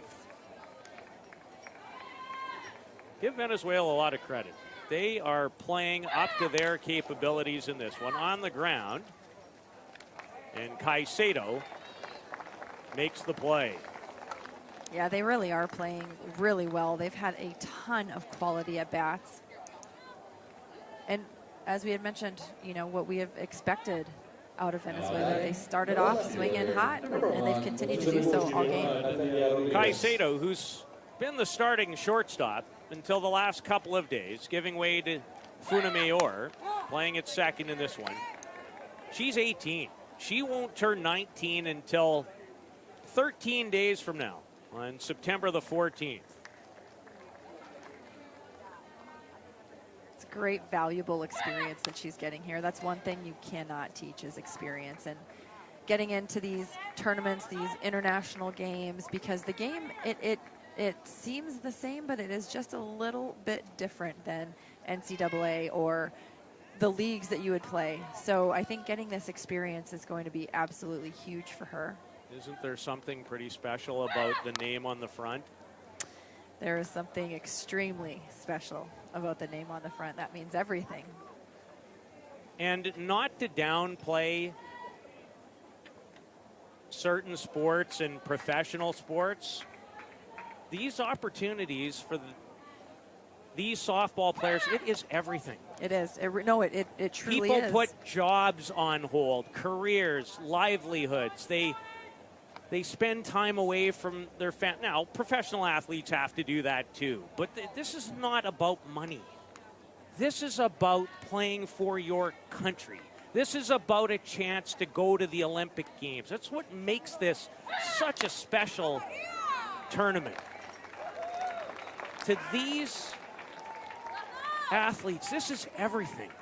And if you don't think they don't supply every single ounce of heart and soul and effort and time as people that play millions of dollars to do it, you're crazy. You're kidding yourself.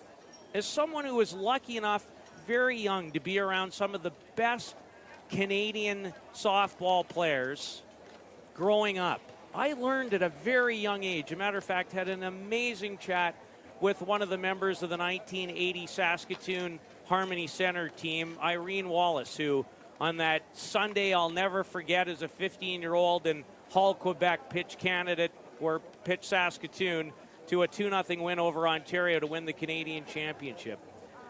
Lauren, I learned so much about your gender and what sport means and how good they are and their dedication. It's, unless you've been around it, it's really hard to talk about. And here's a special moment. Talking about heart and the way these countries play. This is Denise Funamayor. She's 40 years of age. This is it. This is it for the longtime star. And there's the scene of the tournament. 40-year-old Funamayor has played for her country for the last time.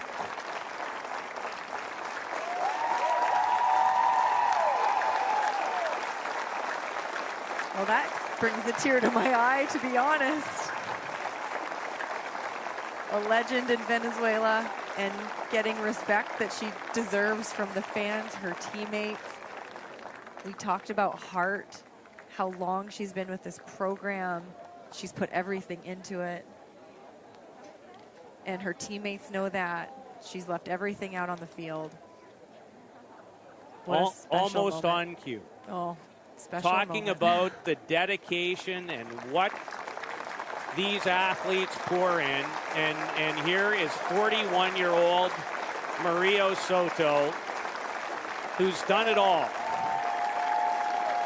The flag bearer for her country in 2008. She's on the athletes representative board for the WBSC, wiping tears as she and her longtime friend, teammate, country person plays for Venezuela for the last time. There have been special moments this week. Nothing compares to what we just witnessed. No, I'm going to have a hard time talking, I think. I've got tears in my eyes.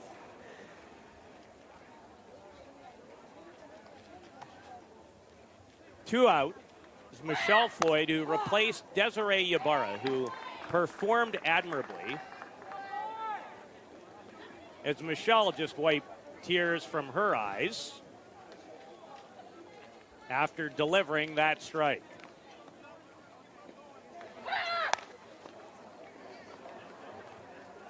Durazio stays alive on the 0-2 pitch. Durazio has stolen a base today, which is absolutely in her arsenal. In her last year in college at Marshall, she stole 59 of them in one season and 166 during her college career. In Conference USA play at Marshall. I'm not sure when you run that fast, you fit the name Thundering Herd. It would have to be a different type of animal. Yeah, it's interesting too because Venezuela's playing a little bit further back than they normally would with a lefty slapper up. They're giving her an opportunity to just put it into play. She'll be safe. 4-1 Puerto Rico. Final game for both these teams. Difficult play for Estefany Duno.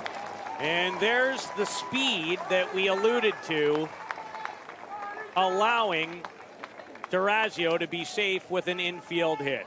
It's so difficult. As soon as that slapper gets that big bounce, as you saw it hit and bounces extremely high, that airtime of the ball just allows someone with that much speed to make their way down the base path. Estefany Duno came in the changes, and there goes Durazio. No slide. So fast, she didn't even need to slide into second base. And you saw the hitter square to bunt. That's just to bring in the corners and also maybe get a little bit of visual in front of the catcher's eyes to make that just a little harder for them. Just an example of why she stole those 166 bases in her college career at Marshall. Set the defense for you after the emotional exit of Denise Funamayor, 40-year-old Olympian and 41-year-old Olympian and Venezuelan flag bearer in the 2008 games, Maria Soto. Estefany Duno, who's been the starting second baseman for Venezuela all tournament long, is there. And Caicedo moves over from second base to short. Well, it's a perfect opportunity because Venezuela's out of the running for the Olympics. Next year is going to be a different international feel because of the Olympics. There's not going to be the same type of tournaments because everyone's going to be gearing up. Durazio just stole another base. A delayed steal on a ball back to the pitcher, Floyd, from catcher Joseline Diaz. That is heads up base running right there. You have to take a look around and see any edge you can get, even when you're up 4-1. Venezuela's been hitting well. They want as many runs as they can to make sure Venezuela can't come back. Kiana Diaz Patterson has a 9th hit of this tournament in the game.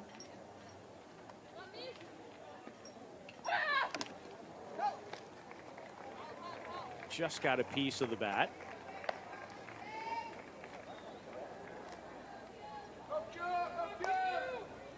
Still to come. More emotion. A trip to the Olympics on the line for the host nation when they take on Brazil in the final game of this tournament. Diaz Patterson, but she hit it right at Marian Jimenez in center. As emotional an inning as you will see in sport ever here in Surrey.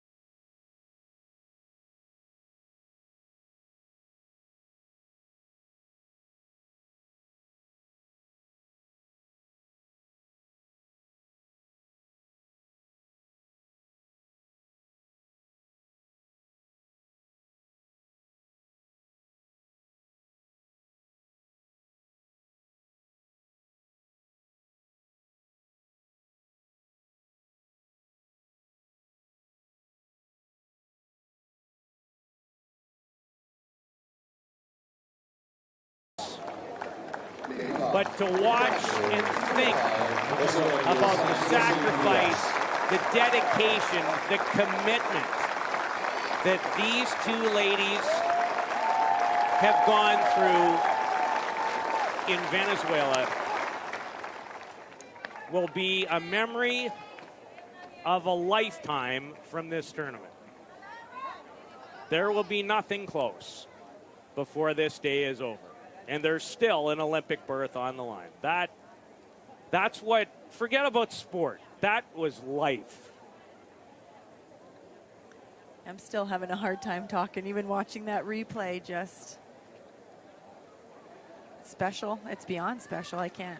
Until you're down there going into battle every single day, training and knowing your teammates are doing the same for you and having that bond. It's incredible.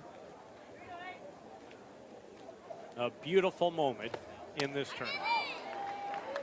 Can't think of a better adjective. But back to softball we go. And Joseline Diaz, who's delivered the only Venezuelan run.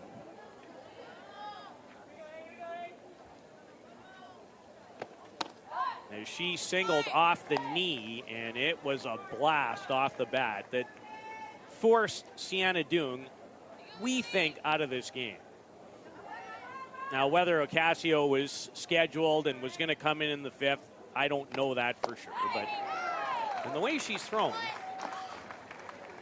She's throwing lights out right now. And you saw the catcher came up and had to make a tag just to be sure. You never want the umpire to think that the ball hit the dirt. Because if on a third strike, the ball is in the dirt and the catcher does not make a clean catch, the runner can run down to first base. So that's just an insurance policy on the catcher's part. So one out for Diana Arcai.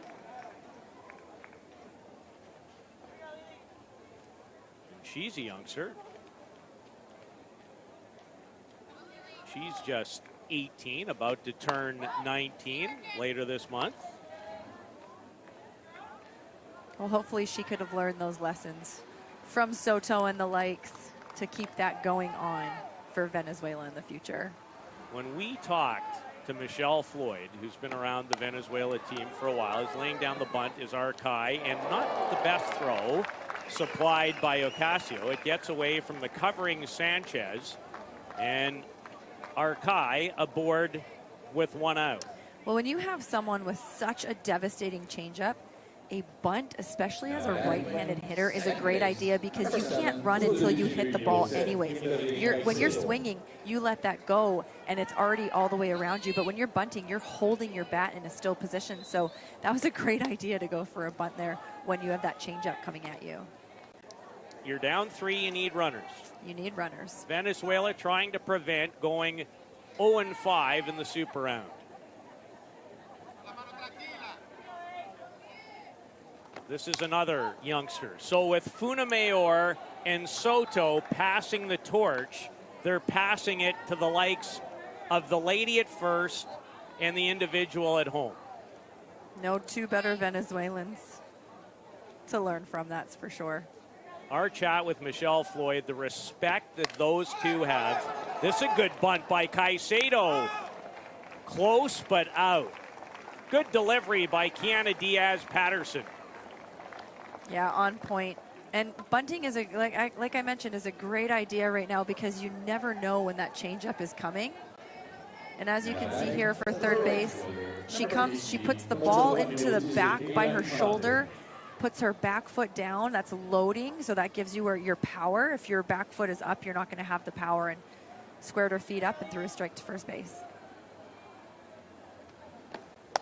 Venezuela down to its last out. Alemele Lopez, who pinch hit, come in the game to catch. Yahalis Munoz started before giving way in the last inning to Alemele Lopez.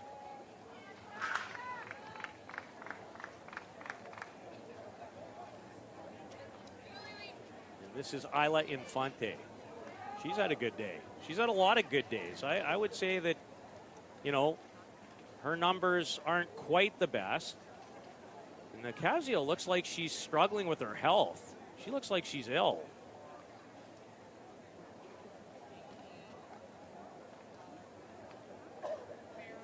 Yeah, it looks like she's a little upset. Yeah.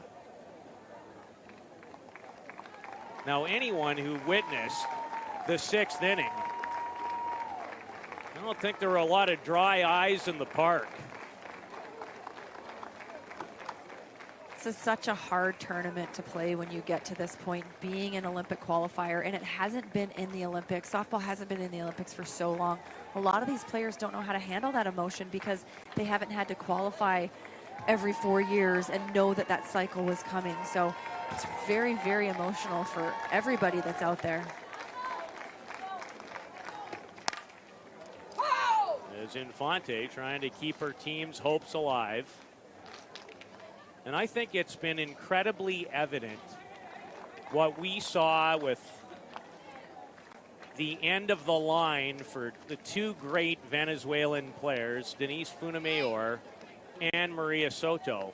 It doesn't matter whether you're Puerto Rican, whether you're on Team Mexico, Team Canada, Lauren Bay Regula, who had an amazing career. That touches everybody. And Puerto Rico's quality tournament has come to an end. And there are tears everywhere.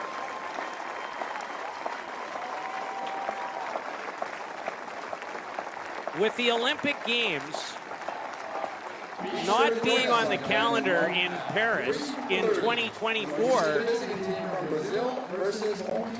every hockey season, as the color analyst for the Calgary Flames of the NHL, and whether one of the great scenes, even when I watch kids play junior hockey, is when you know their 20-year-old season is over, and for so many of them, Lauren, that's the best, most competitive hockey they'll ever play.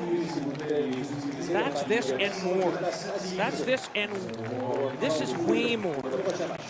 It really is, and no